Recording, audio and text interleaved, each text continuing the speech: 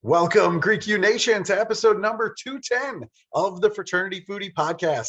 I am your host, Mike Eilon, CEO of Greek University. I'm a speaker and a two-time author. Our second book, From Letters to Leaders, Redefining New Member Education and Leveraging Belonging to Eliminate Hazing, is available on Amazon right now. Go and pick that up. We call these episodes the Fraternity Foodie Podcast because there is nothing like great food to bring college students together.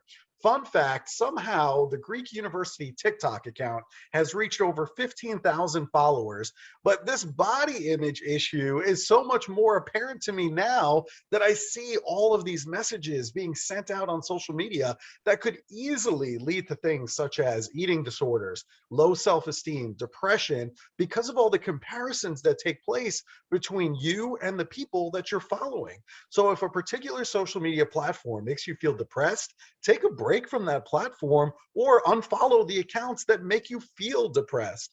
Look for uplifting messages and accounts that will make you feel inspired to be the best version of you, because you are worthy and this world is a better place with you in it, just like you are right now. So let's welcome our next guest, Dr. Ellen Albertson. She is a psychologist, a registered dietitian, a national board certified health and wellness coach, Reiki master, mindful self-compassion teacher. She is known as the Midlife Whisperer, and she helps women transform themselves so they have energy, confidence, and clarity to make their best chapter their best chapter. An author, inspirational speaker, and expert on women's well-being, Dr. Ellen has appeared on Extra, the Food Network, NBC World News, and has also been quoted in Psychology Today, Eating Well, and USA Today. She has also written 5 books and articles for Self, Better Homes and Gardens, and Good Housekeeping.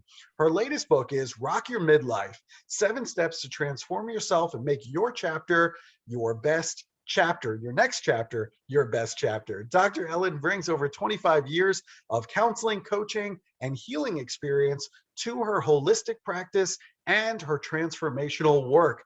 I am so excited. Welcome to the show, Dr. Ellen.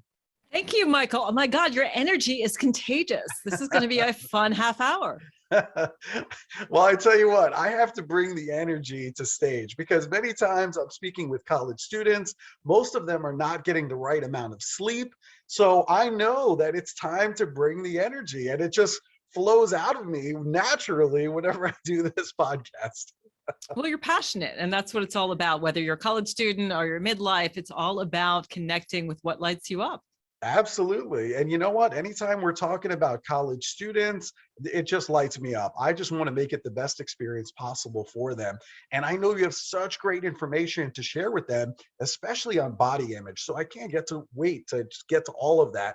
But I wanted to talk to you a little bit about just kind of going back to the beginning, because you chose UPenn for your undergraduate experience, which is just a phenomenal institution. Why was the University of Pennsylvania the right choice for you?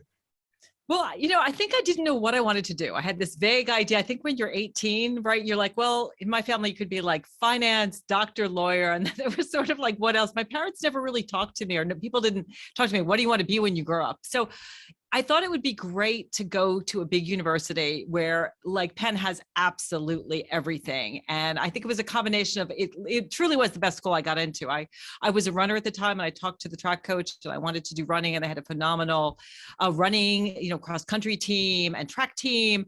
It's an incredible institution. So I was really able to, study some science, study some finance, do some art history, do a lot of different things. And another reason, frankly, was my folks, I grew up in the Boston area. So I got into like Tufts and Brandeis and a lot of the colleges in the Boston area. And I didn't want to go home to do my laundry. So I thought it would just be healthier for everybody if I was a little further away. So it was a good decision, though. It's, I got a really interesting, well-rounded, and particularly a lot of the business and the marketing courses, things, even though I'm in the health sciences now, I'm an allied health professional. I went on to get my master's at BU, then went on to get my PhD at Fielding. I really use a lot of that marketing things. I kind of double majored in the college and took a lot of classes at Wharton, which is their business school. So go Quakers. It's so interesting. You're right. The students that go to UPenn are absolutely incredible. They're very, very bright. But you also have great institutions in Boston. I mean, let's be honest, there's great schools in Boston, right? So it's just interesting to get into your mind and try to figure out why people make the decisions that they make. Clearly, it worked out very well for you, so no issues there. But even, my daughter, she's now 15, starting to think about which colleges she wants to go to. And so she's looking at Boston, right? She wants to get away a little bit further, and she's looking at some of the schools in your backyard there in Boston. So it's just interesting to me to figure out why people make these choices. But that's fantastic. And today, now you're a psychologist, you're a board certified health and wellness coach, registered dietitian. I'm wondering, where did this passion come from for all of this health and wellness? Well, my mother. So when I was about 8 years old, my mother read a book called Diet for a Small Planet by Francis Ford LaPay, which is really all about the need for people to eat more plant products, right? To eat less animal products, animal foods of animal origin use a lot more resources. And so she read this. She also started reading about like nitrates and nitrites and everything that was wrong with the food system. And all of a sudden we went from like franks and beans and bacon to tofu. Literally like overnight, like everything disappeared when I was like 8. She was a great inspiration. She wrote, a little vegetarian cookbook, and we really changed our diet. So I think my folks who are in their 90s, believe it or not, are like totally my inspiration. And so when I went into business initially, after Penn, and I was like, I really want to help people. And I didn't know lots of paths. So I went back to Boston University and Sargent College to become a registered dietitian. And so I'd always had a passion. I've always, self-regulation is one of my top character strengths. So I love being healthy. I mean, I'm almost 60 and I feel fabulous. And I'm just really here to say, like, age is just a number, and take care of your body every step along the way. But I'm passionate about helping people eat right. And it's not that hard to do, and it doesn't need to be complicated. Wow, that sounds really good. I mean, I don't know if I have the discipline for all of it. My daughter is a vegetarian. We're not quite sure where she came from, but she's a vegetarian. And she's also trying to push me in that direction, talking about the health benefits, certainly, and also the impact on our environment as well. So that's another thing that she's super passionate about. And I see that a lot with Gen Z is, how do we make this world a better place? And I think many people believe it really starts with your diet. So I'm getting a lot of it from my own daughter as well. That's good. Yeah, it's a lot of fun for sure. And the other thing is, I start thinking about the college students who are listening right now, and they are so stressed out, especially during the pandemic. So I'm wondering, I know you talk about meditation quite a bit. So what are the health benefits of meditation? Yeah, this meditation has been studied widely. There are literally thousands of studies, lots on college students, and there's a wide range of improvements, including increased curiosity, decreased reactivity, more tolerance, more patience, more peace, more self-acceptance, better relationships. It's also great with people who are having problems with drugs and alcohol, because you become more aware of your feelings. It's really great for helping you with stress management. There's really nothing that it does. But I mean, the point of meditation isn't to be a good meditator. The point of meditating is to watch your mind. So watch those thoughts. You have this thought that comes up and says, I'm flunking out of this course, or I'm not as good as that person, or I don't know if I'm ever going to get a job. These kind of, self-defeating, self-doubting thoughts that we have when you sit on your mat and that monkey mind starts, your mind starts going nuts. You can actually observe it and realize that thoughts are just things. And then you can kind of, question, is that really true? Can I be sure that's true? So certainly in terms of the research, it really shows more, more peace, more self-acceptance, more feelings of well-being, better health. And also, again, helping with, I know a lot of college students you have a lot of pressure for drugs and alcohol and things like that, more self-awareness, more ability to deal with difficult emotions. So it's very powerful. And you don't need to go to an ashram and meditate for hours. 5-10 minutes, or just doing some breath work.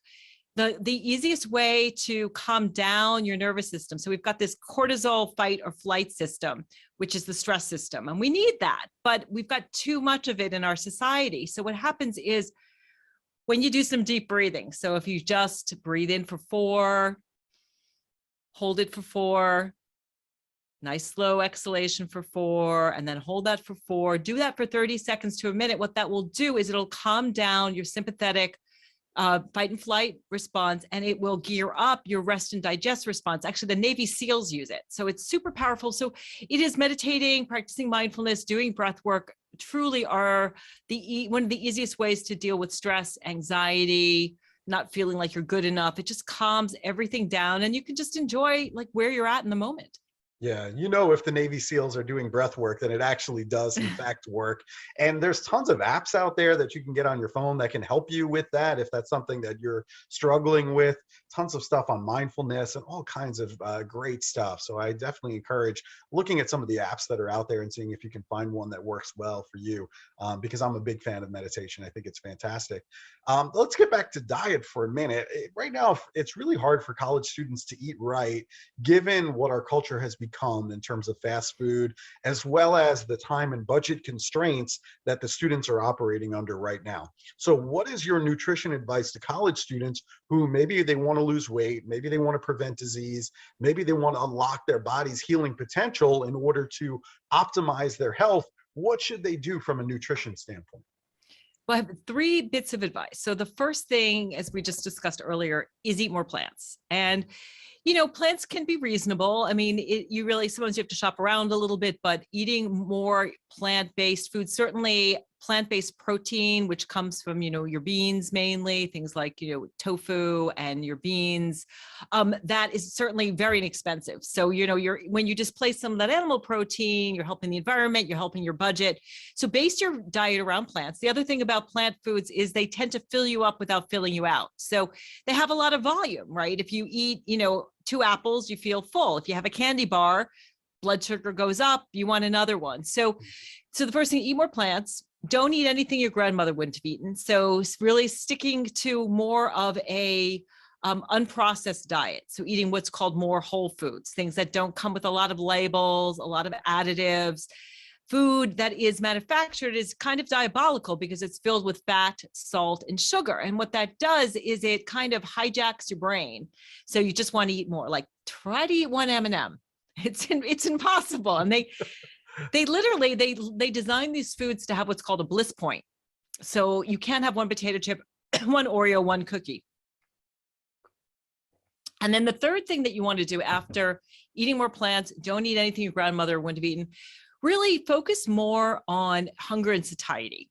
So a lot of times people eat because they are anxious, angry, lonely, tired, bored, depressed, all of those reasons. And particularly with the pandemic, I've seen a lot of people who want these squirts of what's called dopamine. It's a chemical in your brain. It's the chemical of reward. So, if you have that threesome with Ben and Jerry's, your brain, is on dopamine and you feel good. But then the problem is that you are still stuck with whatever difficult emotion you're trying to avoid.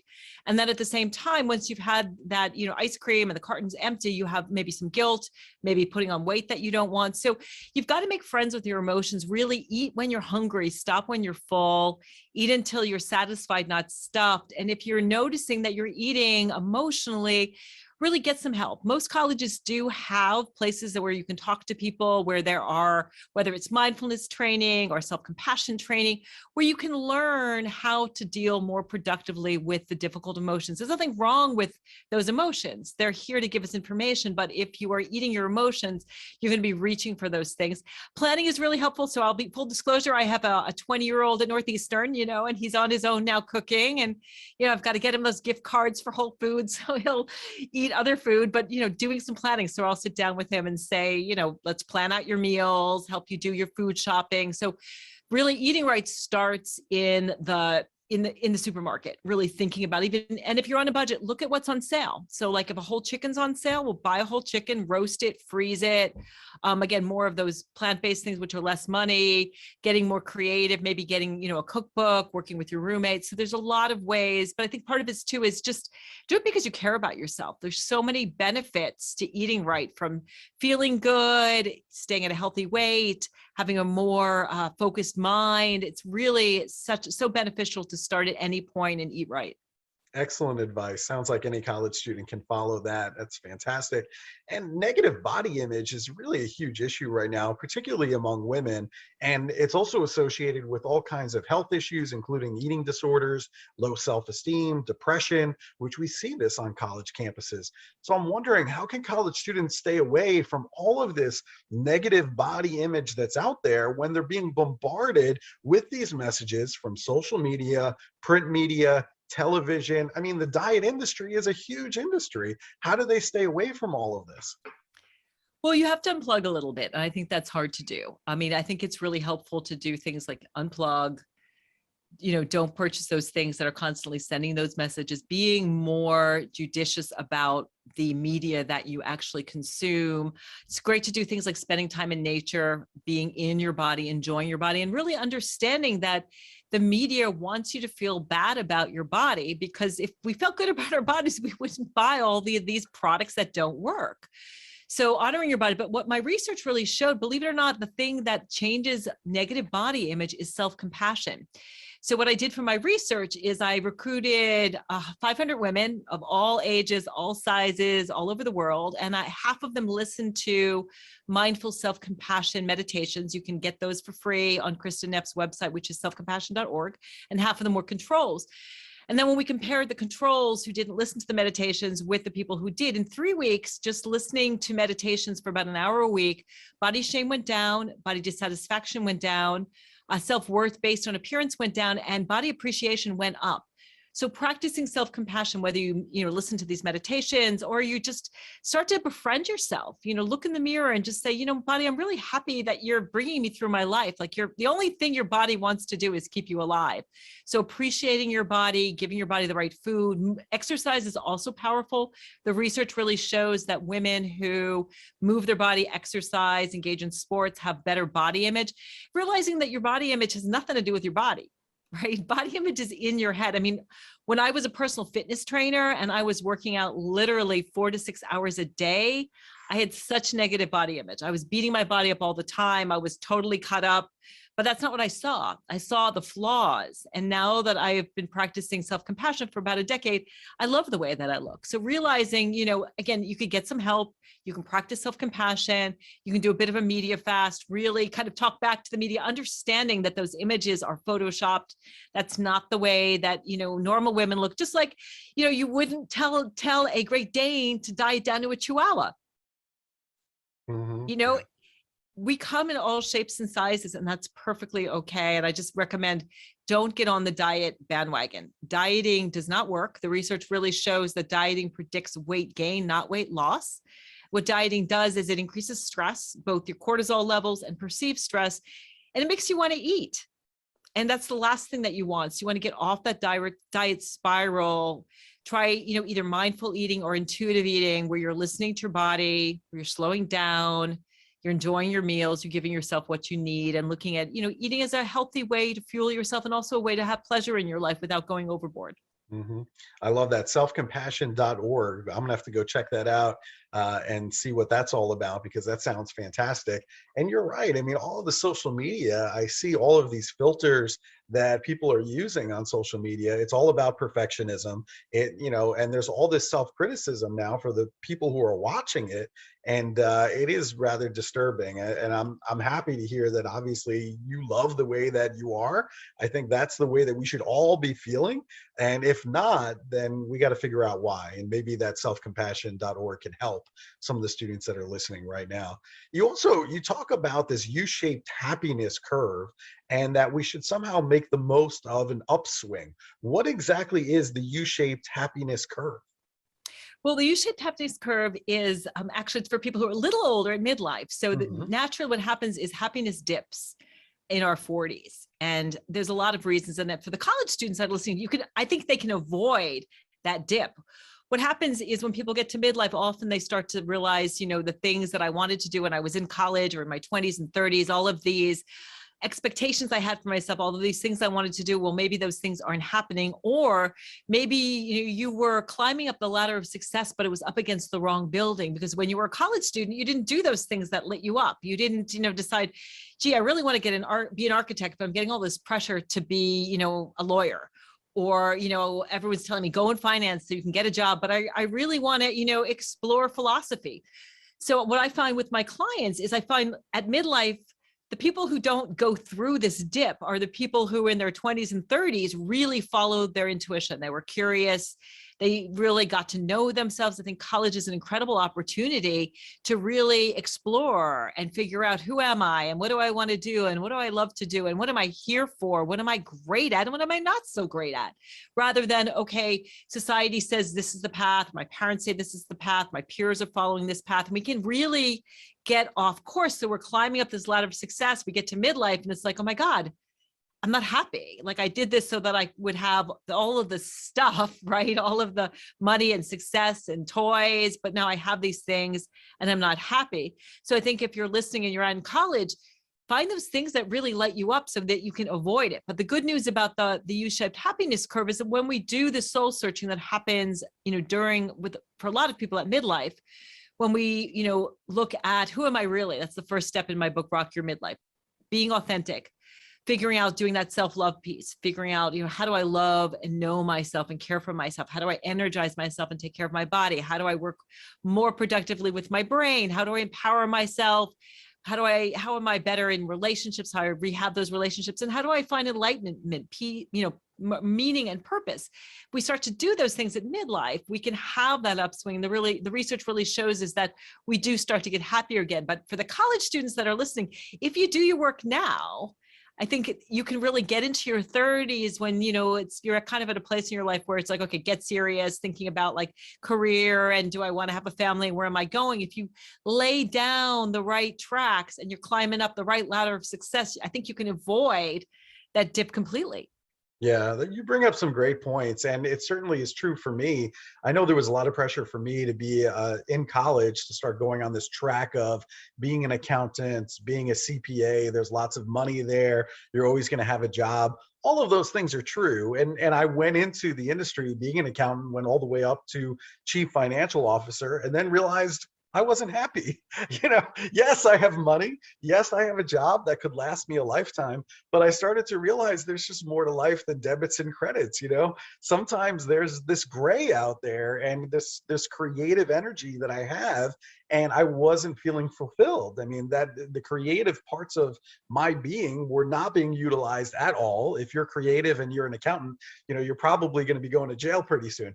So for me, I wanted that outlet, and being a public speaker certainly enables me to use all of these communication skills that I had developed while I was in college and be creative in working with college students and figuring out creative presentations and programs. And so now I'm completely fulfilled. But maybe if I would have listened earlier to that little bell that was going off saying, is this really what you want to do for a lifetime? Maybe I could have figured it out sooner, and maybe I could have avoided that U-shaped curve a little bit. So I think it's a great conversation actually for college students, because talking about what's ahead and helping them avoid some of the mistakes maybe that we have made is certainly helpful. So they can kind of figure out what's ahead and start paying more attention to those bells that might be ringing saying, maybe you're not in the right place. Yeah, well, it's, the world's a bit of a mess right now. And so those of you who are listening, and again, I have a 20-year-old and a 24-year-old. And so just always encouraging them to like be part of the change you want to see, and just to sort of bring it full circle to the body image diet thing. I think so often we focus on that because it feels really concrete. Like if I get a perfect body, if I lose the weight, then I'll be happy. And that was my, my song for a long time, just focusing on my body, and ignoring the other things that weren't working in my life, and realizing that, if I have a life, a purpose and meaning, and I'm eating healthy foods and moving my body and I'm healthy, then it doesn't, how I look isn't really that important. Yeah, that's really, really great. And, I think the other thing to consider too is when you go to college, you might have a different set of friends and acquaintances than what you're accustomed to from back home. That certainly was the case for me. So I'm wondering, how can students better relate to those who are back home once, your college experience and ultimately your career start to take off? That's a great question. I always think of it of like, you've transformed, but people still see you as the caterpillar. Right. So first understand, like people aren't seeing you the same way. You have changed, you have grown. And so I guess give them a little bit of grace. The process that I talk about in my book, Rock Your Midlife, is first let go of that people pleaser. So, I think a lot of us are trained to be people pleasers and want everybody to like us. It's okay if everyone doesn't like you. If you come back different and people are like, wow, you're different now, I don't want to hang out with you. That those relationships change and transform and grow, but don't compromise and show up and be the people pleaser. So that's the first part. The second point is really create a bill of rights for yourself of what you want to stand for. I deserve to be heard. I deserve to be loved. I deserve to take care of myself. I deserve to be treated a certain way. And I actually give people in the book a list of a bill of rights that you can create for yourself so that when you run into people, if they cross your boundaries, you know what the consequences are, and you're empowered, you're standing for yourself. And the last piece is a really wonderful technique that was created by Marshall Rosenberg called nonviolent communications. And that basically entails 4 parts. So the first part is observing what's going on. So like if a friend ticks you off, say, hey, James, you said this to me, just observing it, objectively. The second piece is expressing how you felt, when you said this about me, because, I've changed, it really made me feel, it really hurt my feelings. It made me sad. So express your feelings, and then you want to, express what you need. I need us to maybe sit down and like get reacquainted and reorient where we're at right now, because we both changed a lot. So express what you need and then make a request. I'm requesting that you don't talk to me that way. I'm requesting, that we find a time where we can connect, but trying to use nonviolent communication, then understanding that if you've changed, not everybody is going to see you in your new butterfly form, and that's okay. Great advice. And those relationships will change over time. I know that the friends that I had while I was in high school changed very much from the friends that I had in college. And then today, I'm still friends with a ton of my fraternity brothers and other students that were at the University at Buffalo. But even those, those friendships have changed, and then new people come into your life. So it's constantly evolving. And sometimes you can reconnect with somebody 20 years later and pick up just where you left off, right? And it seems almost as if a day hasn't gone by since you last saw that person. So it is really interesting to see that evolution. But I think just be open to changes in your life. I think people come and go in your life for a reason. And I think the ones who are meant to stay there are going to stay there. So I think that's another thing to consider as you kind of move through this thing called life. One last thing I wanted to ask you about, you talk about retraining brains in terms of our memory, our mood, and our focus. So what are some ways we can retrain our brain in order to have some positive impact in those areas? Yeah, for the college students, it's first to know there's something called neuroplasticity. So it means that you can shift your brain chemistry so that all of the neural pathways can change over time. People used to think that once we got to adulthood, the brain didn't change, but it changes from day one all the way to the end of our life. So a couple things that you can do. First of all, we have positive thoughts, neutral thoughts, and negative thoughts. Now, it can't stop our thoughts, and the meditation that we talked about earlier can help us observe them, but see if you can hold on to the positive and the neutral and question and let some of the negative ones go. What happens with that? Those self-limiting beliefs that we have about ourselves, our capabilities. And when you do that, what happens is you're really strengthening those neural pathways that are those positive things that make you feel optimistic and good. The same thing with our emotions. We have difficult emotions, we have positive emotions, and we have neutral emotions. And the work of Barbara Fredrickson has really showed that when we have more, the ratio of positive emotions to negative emotions increases. We have more positive, less negative. What happens is we broaden and build. So we are able to see new opportunities. Our horizons open up. Just like if you walk around and you're looking at your feet all day, you're not going to get anywhere in life. If you lift your head up and you look straight ahead and you move yourself forward and you look for the good in life, you practice things like gratitude, that really helps to change your brain chemistry, and it helps you to be happier and more successful in life. So work on bringing on more positivity. It's not just it's not woo anymore. The science has really shown that things like happiness practices, like gratitude, like, really working on finding more things that light you up. Another thing is be around positive people, we talked about relationships, but have those positive people in your life who are feeding those positive emotions that are, feeding that brain chemistry. Another thing that's great for your brain chemistry too is going back to the diet, eating that whole food, plant-based diet. You are what you eat. Your brain is made of those chemicals. So eating those healthy foods and getting some exercise, getting some sunshine, some fresh air, all of that really does feed your brain.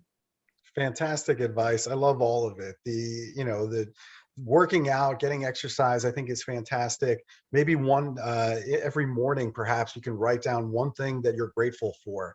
And I think if you practice that on a daily basis, over time, you're going to realize you have it pretty good. And I think a lot of the students that are listening right now, going to school at some higher education, some institution, we're very privileged for that opportunity. And so I think we have to recognize that and then figure out, how are we going to give back?